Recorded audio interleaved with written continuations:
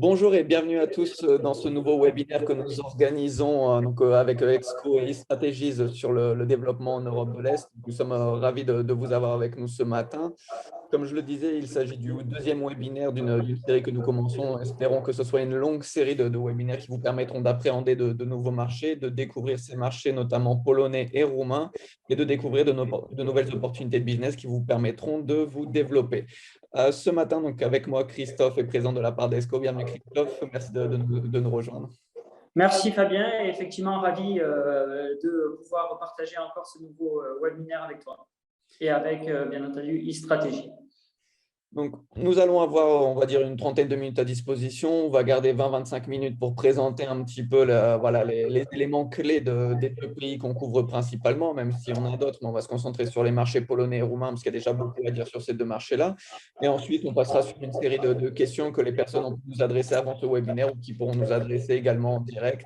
Donc, n'hésitez surtout pas à écrire via le chat, à nous poser les questions. On y répondra, bien évidemment, avant la fin de ce webinaire. Je vais vous partager mon écran pour que vous puissiez voir notre présentation. Juste, Christophe, voilà, si tu peux me confirmer que ça marche bien de ton côté. C'est bon, merci Fabien. Impec. Merci beaucoup. Donc, le programme, on va tout simplement évoquer quelles sont les règles de l'implémentation d'une entreprise dans ces pays, donc en Pologne et en Roumanie. Christophe vous parlera de la Pologne, je vous parlerai plus précisément de la Roumanie. Et ensuite, nous verrons quelles sont les spécificités quand il est question d'acquisition, de fusion dans ces deux pays. Et enfin, on vous expliquera quelles sont les meilleures méthodes pour vous faire accompagner dans ces deux pays.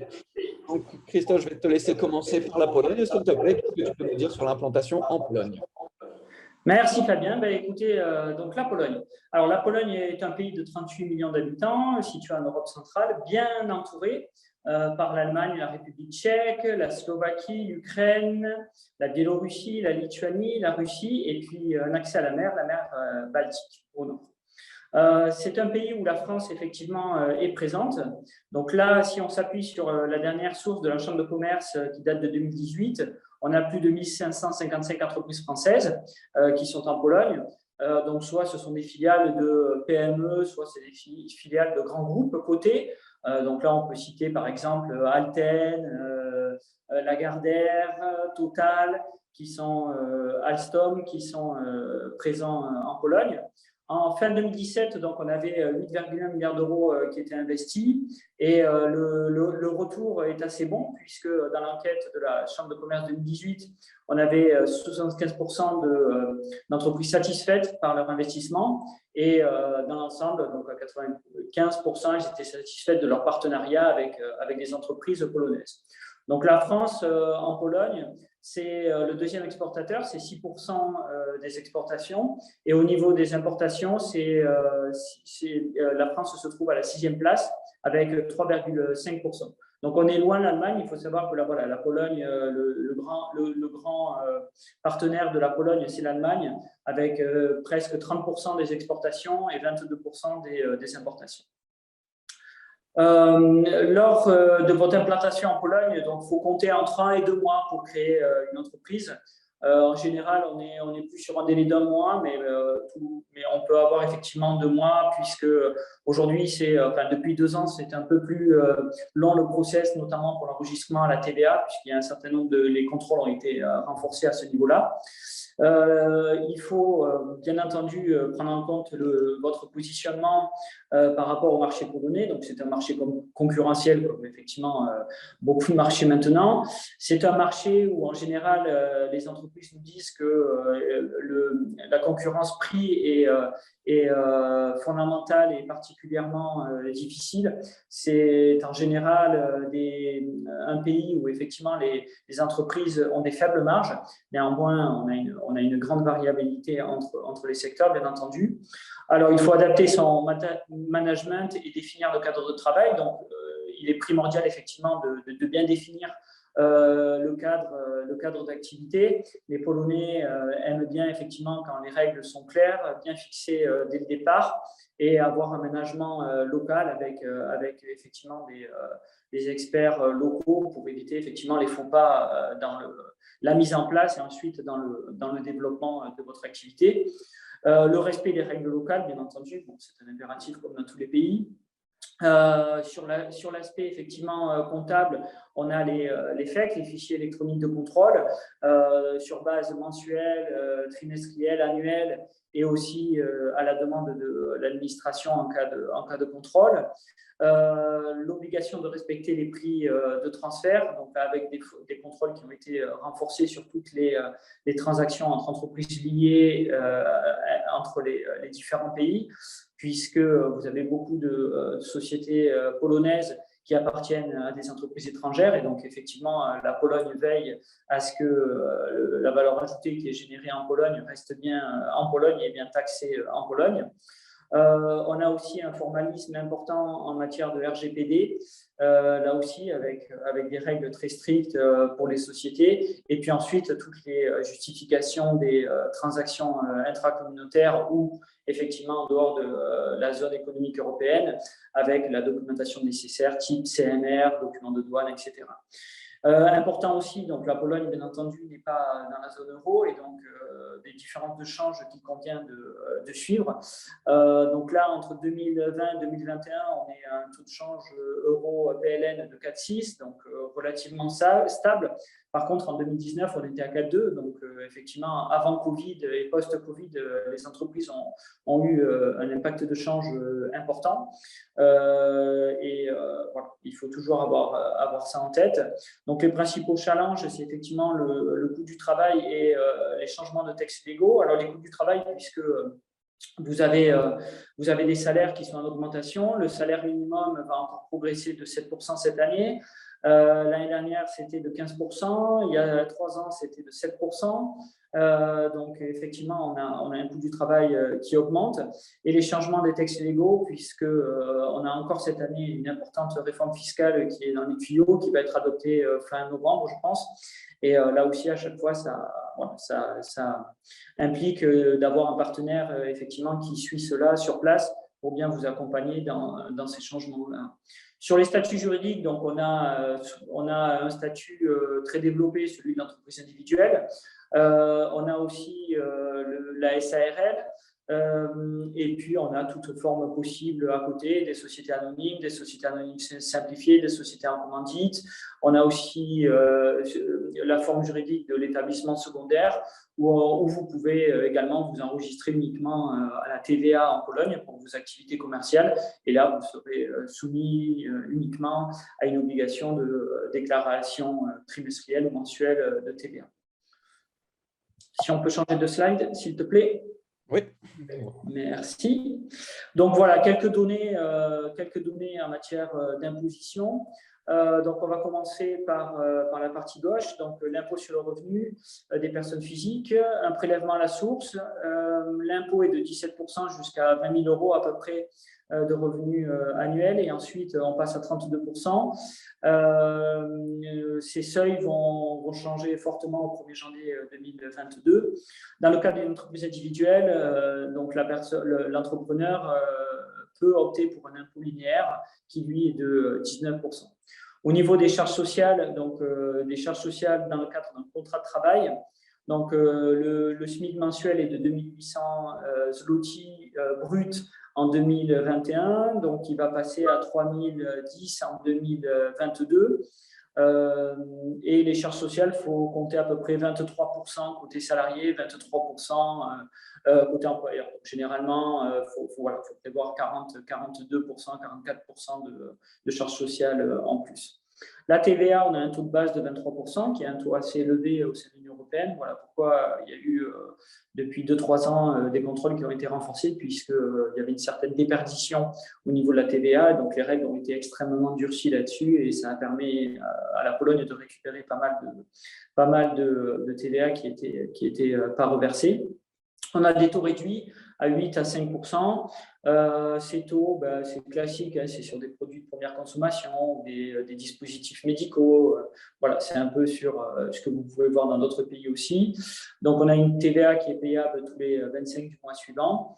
L'impôt sur les sociétés, donc on a un impôt de base qui est de 19%, on a un taux réduit qui est de 9%, extrêmement intéressant, qui est applicable donc, si votre chiffre d'affaires est inférieur à 2 millions d'euros annuels.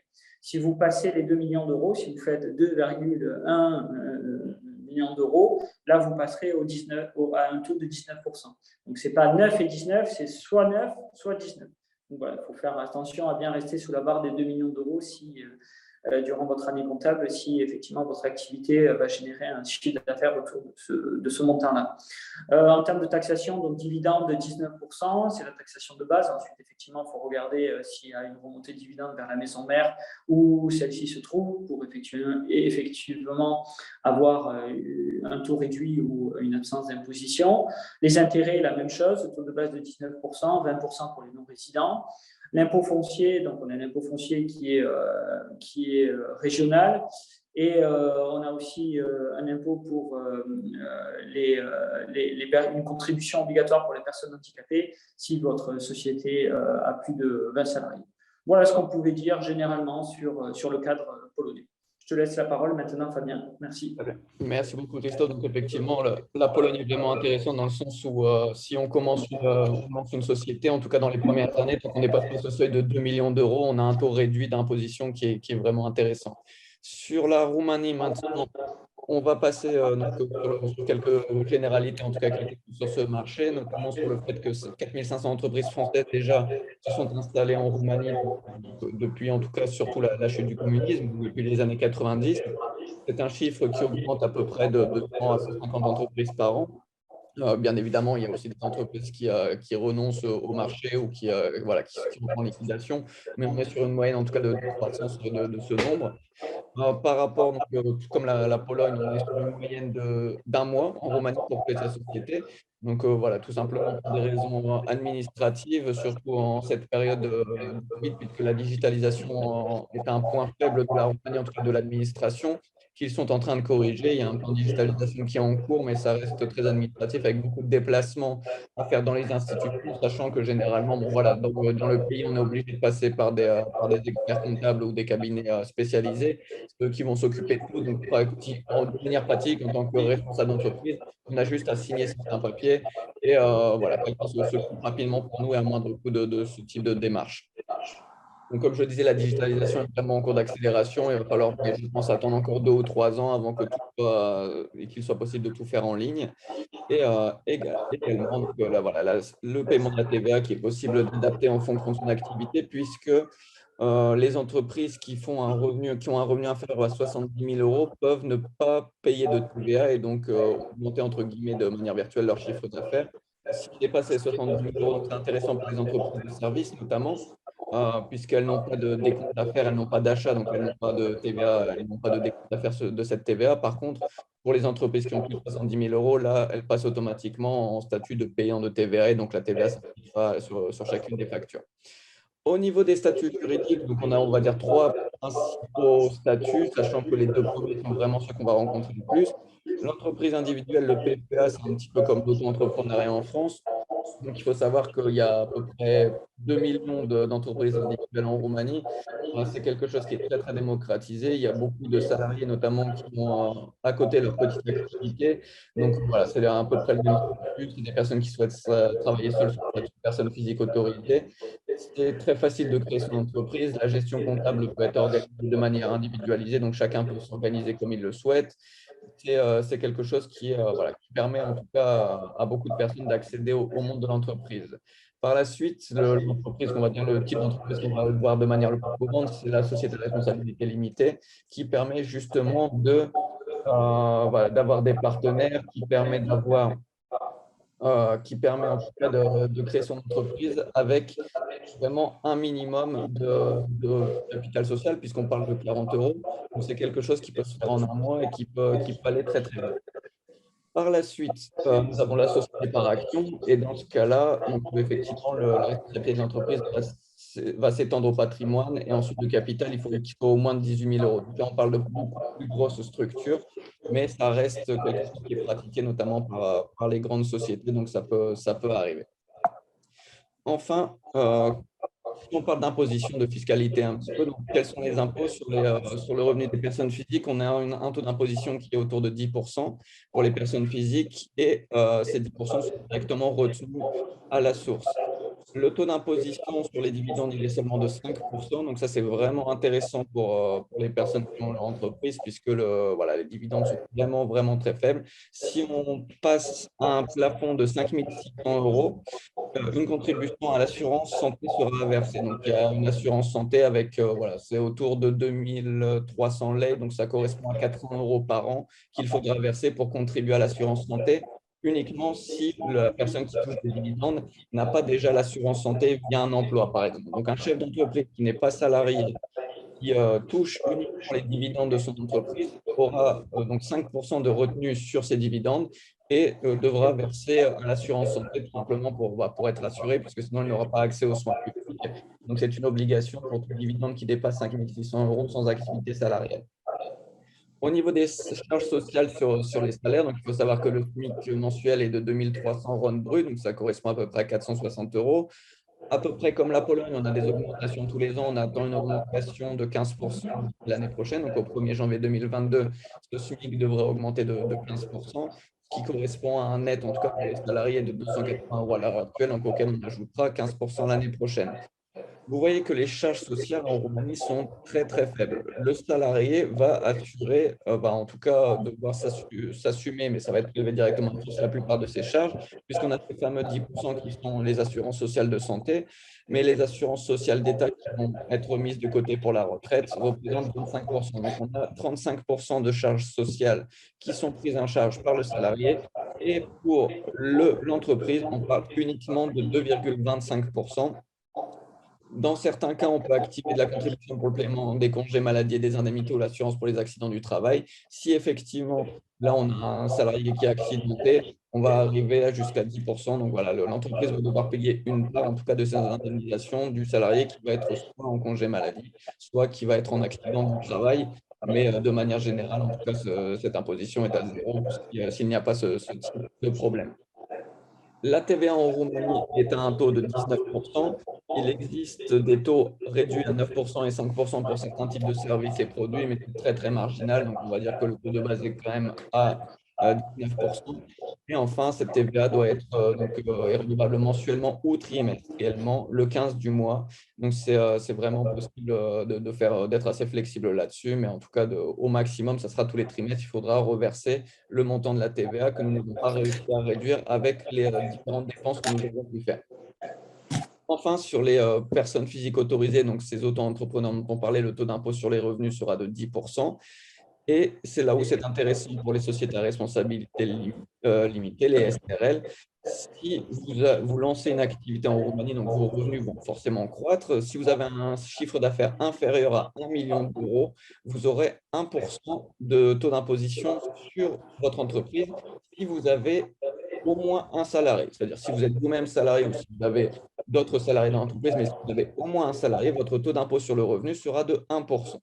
Si vous n'avez aucun salarié, c'est-à-dire que vous avez votre entreprise, vous n'êtes pas salarié, vous vivez de vos dividendes, alors ce taux d'imposition sera de 3% de vos revenus, donc de votre chiffre d'affaires.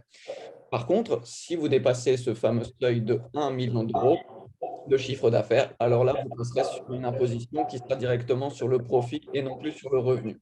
Et là, ce taux d'imposition sera de 16% du profit. Donc, c'est vraiment intéressant aussi pour se lancer, puisque vous voyez que le taux d'imposition est quasiment nul quand on lance une entreprise. Tant qu'on n'a pas dépassé ce seuil d'1 million d'euros, c'est vraiment, vraiment intéressant de créer une entreprise en Roumanie. Donc voilà, ça c'est pour l'implantation en Roumanie. Maintenant, je vais te laisser parler, Christophe, s'il te plaît, des fusions-acquisitions. Quoi, voilà, c'est intéressant de passer par ce système dans ce pays en Pologne. Ok, ben merci Fabien. Écoute, extrêmement intéressant sur la Roumanie. Donc maintenant, revenons effectivement sur la Pologne. Alors, l'option des fusions-acquisitions. Donc, il faut savoir que le marché actuellement, c'est un marché où vous avez de nombreuses structures familiales qui arrivent effectivement vers la fin du gérant historique et se pose la question de la succession. Donc souvent, effectivement, on est approché par des sociétés qui n'ont pas en interne au niveau familial ou effectivement au niveau des employés, des personnes susceptibles de reprendre ces sociétés-là qui fonctionnent extrêmement bien. Et donc, elles se lancent dans la recherche effectivement d'un repreneur, ce qui explique pourquoi la Pologne actuellement est un marché en consolidation dans de nombreux secteurs et de nombreuses structures, notamment françaises, ont d'ailleurs fait le pas en choisissant cette option pour s'implanter sur le marché polonais. Donc, on a un cadre légal qui permet le rachat par des sociétés étrangères. Il n'y a vraiment aucun souci là-dessus. Le cadre est clair, les règles sont établies. Si effectivement il y a des achats de TVA et des montants récupérés, y compris de plusieurs millions, tout se fait de manière transparente, il n'y a aucun problème. L'État polonais rembourse la TVA, donc ici, aucune crainte à avoir. Il faut juste effectivement être bien accompagné pour s'assurer que cette prise en main de la société polonaise est bien faite dans le cadre qui convient et dans le respect des règles locales. La Pologne reste intéressante, effectivement, comme je l'avais brièvement présenté précédemment, par la proximité du pays avec d'autres marchés, donc la Lituanie, la République tchèque, la Slovaquie, la Biélorussie. Bon, même si effectivement, pour des raisons politiques, la Biélorussie, effectivement, c'est un peu plus compliqué, mais on a beaucoup d'implantations de sociétés biélorusses maintenant en Pologne. Alors, l'avantage effectivement de la fusion-acquisition, c'est un réel gain de temps face à la création d'une nouvelle structure, puisqu'effectivement, vous achetez une structure qui est déjà implantée, connue, reconnue sur le marché polonais. Certes, effectivement, c'est un coût supplémentaire au départ, et ça nécessite effectivement de bien préparer son dossier pour éviter d'avoir de mauvaises surprises ensuite dans le développement de cette nouvelle structure.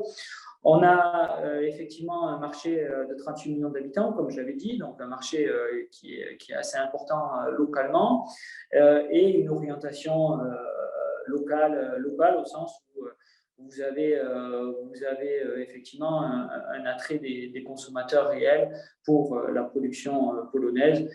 C'est aussi effectivement dans l'air du temps, je pense, dans d'autres pays européens et notamment en France, bien entendu.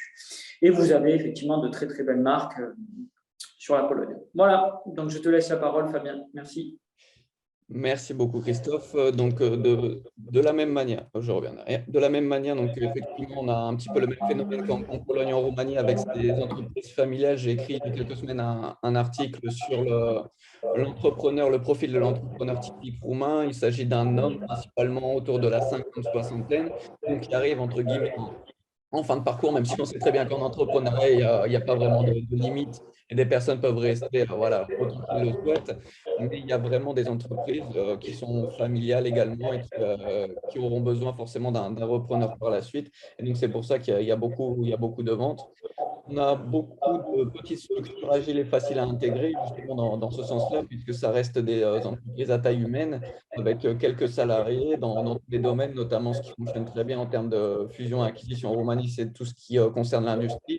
Donc, vous avez l'industrie qui est surtout autour du secteur automobile, puisque la Roumanie est vraiment reconnue pour ça, avec la présence d'un gros pôle qui est concentré autour de Dacia, près de Bucarest, dans la ville de Pitești. Et donc, on a des entreprises qui fonctionnent très bien, comme voilà, le textile qui est en pleine relance en Roumanie. On a la plasturgie, la métallurgie qui fonctionne très très bien et pour lesquelles de nombreuses entreprises étrangères essayent, en tout cas souhaitent acheter ou enfin acquérir ou fusionner avec ce type d'entité pour justement être plus flexible, être plus rapide dans leur implémentation, puisqu'ils achètent une entreprise qui a déjà des carnets d'adresses, qui a déjà des clients, qui a déjà la structure mise en place. C'est un gros gain de temps. On a également un cadre légal qui permet le rachat par des sociétés étrangères, donc tout est bien cadré pour justement faciliter ce rachat et favoriser les investissements étrangers, c'est ça l'idée. Il y a certains secteurs qui sont un peu bloqués dans le sens où l'État essaie de protéger, en tout cas de favoriser les entrepreneurs roumains, et je pense notamment à l'agriculture.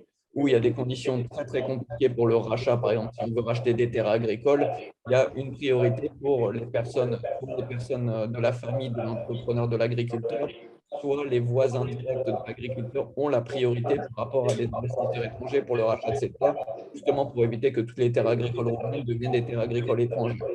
Donc ça, c'est un point qui est un petit peu verrouillé, mais tout ce qui concerne l'industrie est vraiment ouvert. Et enfin, il y a aussi une grosse, grosse activité locale, puisque c'est vrai que quand on pense aux pays de l'Est, on imagine qu'on va aller produire dans les pays de l'Est et ensuite faire venir cette production en Europe de l'Ouest et notamment en France. Mais il y a aussi un marché local qui est très actif, avec une vingtaine de millions d'habitants, un pouvoir d'achat qui est en pleine croissance, qui augmente. On parlait d'augmentation du SMIC tout à l'heure, mais donc il y a un pouvoir d'achat qui est en pleine croissance depuis plusieurs années. On s'attend encore une fois à une croissance exceptionnelle en Roumanie d'ici la fin de l'année. C'est le pays, en tout cas, qui aura cette année la plus grosse croissance suite à la pandémie qu'on a connue l'année dernière. Donc, il y a vraiment un dynamisme dans lequel les entreprises peuvent profiter. Ça va vraiment, vraiment être intéressant voilà, de s'implanter, en tout cas, dans ce pays dans les prochaines années. On va passer à l'étape suivante. On va revenir une dernière fois sur la Pologne, puisqu'on va passer sur l'étape de l'accompagnement. Comment se faire accompagner efficacement. Et donc, du coup, je te repasse la parole, Christophe. Merci Fabien. Donc effectivement, ici, on est effectivement tous les deux en phase, à savoir que on a une structure qui est bien implantée dans dans nos pays locaux respectifs, avec une réelle expertise, un réseau de partenaires directs pour permettre un accompagnement effectivement dans tous les secteurs. Donc, on a une offre qui débute dès la mise du pied sur le marché polonais, avec l'ouverture de sociétés, avec l'analyse du marché, le recrutement de personnes, soit effectivement l'analyse de dossiers dans le cadre d'une acquisition ou d'une fusion. Ensuite, on a tout un réseau de partenaires sur l'ouverture de comptes bancaires, sur effectivement la gestion des devises. Et ensuite, effectivement, on peut vous accompagner dans la partie opérationnelle via effectivement des audits, de la gestion comptable, sociale, le recrutement, bien entendu, qui continue, et du conseil plus légèrement. Voilà. Merci Fabien. Merci également. Donc, de la même façon, en Roumanie, donc, on a tous les équipes qui sont accompagnées. Pourquoi se faire accompagner? Tout simplement parce que chaque pays a sa propre culture, chaque pays a sa propre administration. Comme je le disais tout à l'heure, par exemple, en Roumanie, la digitalisation n'est pas encore au point. Donc, si vous voulez vous confronter à l'administration française, c'est vrai qu'on a tendance à dire que l'administration française, c'est un enfer, que c'est la pire du monde. Il est possible de faire pire et donc sans connaître les rouages du système en Roumanie, vous allez perdre beaucoup, beaucoup de temps et d'énergie et de nombreux entrepreneurs se sont essoufflés parce qu'ils ont souhaité le faire par eux-mêmes. La meilleure façon, c'est effectivement de vous faire accompagner, même si évidemment c'est un coût, mais ce coût-là va être largement compensé par le temps que vous allez gagner et la rapidité par laquelle vous allez pouvoir, en tout cas, démarrer votre activité sans ces pertes de temps et parfois même des pertes d'argent, puisque des erreurs lors des créations d'entreprise peuvent vous coûter très très cher si vous ne respectez pas certains délais, si vous ne respectez pas certaines démarches administratives, des amendes très lourdes peuvent être appliquées sur la société. Une société qui démarre ne souhaite surtout pas en arriver là. Donc, il faut vraiment prendre conscience que ce type d'accompagnement, après, ça peut être voilà, de la création exacte de la société. Et ensuite, vous pouvez être de manière totalement individuelle. Ça peut être de l'accompagnement sur le recrutement. Ça peut être, parce qu'encore une fois, il faut être capable de chercher les bons profils. En Roumanie, il faut savoir qu'on a un taux de chômage qui est très, très bas, qui est inférieur à 5%. Et donc, du coup, il faut savoir se démarquer pour trouver les bons profils pour son entreprise parce qu'il y a quasiment un plein emploi. Donc, les salariés, ils sont assez exigeants sur les entreprises sur lesquelles ils veulent travailler. Donc, c'est très, très compliqué de recruter. Et si vous ne connaissez pas les bons canaux et si vous n'avez pas les bons contacts, ça va être difficile de trouver les meilleurs profils. Donc, c'est pour ça qu'un accompagnement, même sur la partie, en tout cas, sur la partie recrutement est intéressant. La partie comptabilité, de la même manière, il y a une fiscalité qui est spéciale dans le pays qui peut être suivie de manière très simplifiée. Donc, c'est vraiment un conseil et c'est même si on est dans le cœur de métier, c'est un petit peu aussi notre mission, mais c'est vraiment bénéfique pour une entreprise de se faire accompagner à quelle que soit l'étape dans son implémentation, puisque c'est là où vous allez gagner du temps et vous verrez que tout ira beaucoup mieux. On a un tout petit peu dépassé le délai. Donc, Christophe, Ce que je te propose, puisqu'on avait des questions, donc si pareil, si ceux qui nous écoutent, vous avez des questions, n'hésitez pas à les écrire. On va encore rester 3 4 minutes, donc n'hésitez pas à les écrire, on y répondra. Juste une petite question qu'on avait reçue contextuelle, et je vais aussi répondre pour la Roumanie. On a deux pays qui connaissent en tout cas une période politique un peu spéciale. Est-ce que tu pourrais nous parler de cette période politique en Pologne et surtout nous dire est-ce que ça a un impact sur le business ou pas? Alors, en termes de effectivement situation politique, donc celle-ci a fait l'actualité. Alors, en termes de business, il n'y a pas aujourd'hui d'impact direct, c'est-à-dire que ça ne freine pas les investisseurs pour venir effectivement en Pologne. Du côté effectivement financier, blocage des aides européennes, ici je resterai relativement neutre, au sens où ce qui se passe, c'est effectivement un bras de fer entre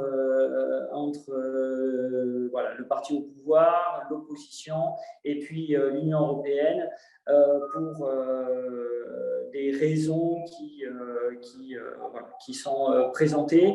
C'est toujours mieux, effectivement, de lire les articles en polonais, de bien se plonger dans la culture du pays pour effectivement appréhender la situation politique et se faire sa propre idée, puisque malheureusement, mais c'est le cas de beaucoup de pays et de beaucoup de situations. Suivant les médias, l'information peut être plus ou moins biaisée, on va dire. Et donc, voilà. Mais globalement, l'impact pour l'instant ne se mesure pas. Et je reste optimiste sur le fait qu'un compromis qui va être favorable à tout le monde va être trouvé et les choses vont bien avancer. Voilà. Merci pour ce partage, Christophe, parce qu'effectivement, c'est très important voilà, d'avoir une expertise locale, aussi d'avoir un point de vue local sur certains événements politiques, parce que ça peut inquiéter quand on regarde de l'extérieur. Le ressenti de la communauté d'affaires locale est essentiel pour voir comment ça va se passer, puisque de même en Roumanie, donc sur un autre niveau, puisque en Roumanie, l'instabilité politique actuelle est due au fait que le pays n'arrive pas à constituer un gouvernement majoritaire stable. Donc, ça fait 3 semaines que le pays n'a plus de gouvernement. Par contre, en termes d'affaires, il n'y a aucun impact, puisque le plan de relance européen de la Roumanie a été validé donc, par l'Europe et les premiers fonds, c'est un plan de 30 milliards d'euros d'ici à 2030. Les premiers fonds sont déjà arrivés en Roumanie et sont déjà disponibles pour les entreprises qui déposent des projets européens. Donc, cette étape-là suit son cours.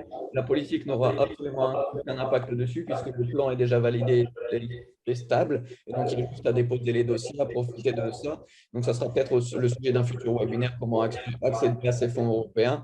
Mais en tout cas, donc, la partie politique n'influe pas du tout les affaires. Et sur ce côté-là, on peut dire que tout va bien et que même ces aides européennes seront bénéfiques pour les implantations en Roumanie. Voilà, Christophe, je pense qu'on a fait le tour. En tout cas, je te remercie infiniment pour ta présence aujourd'hui. Et donc, je te dis à bientôt pour un nouveau webinaire. Je veux juste une dernière précision avant de te laisser la fin pour un petit au revoir. Je veux préciser que ce webinaire sera diffusé d'ici voilà, quelques jours sur nos réseaux sociaux. Donc, nous allons le mettre en ligne. Vous pourrez resuivre si vous avez manqué le début ou pour les personnes qui n'ont pas pu suivre, vous pourrez resuivre ce webinaire dans son intégralité sur nos réseaux sociaux. Merci à vous. Eh bien, merci effectivement Fabien, toujours un plaisir et puis je te dis à la prochaine pour un prochain webinaire.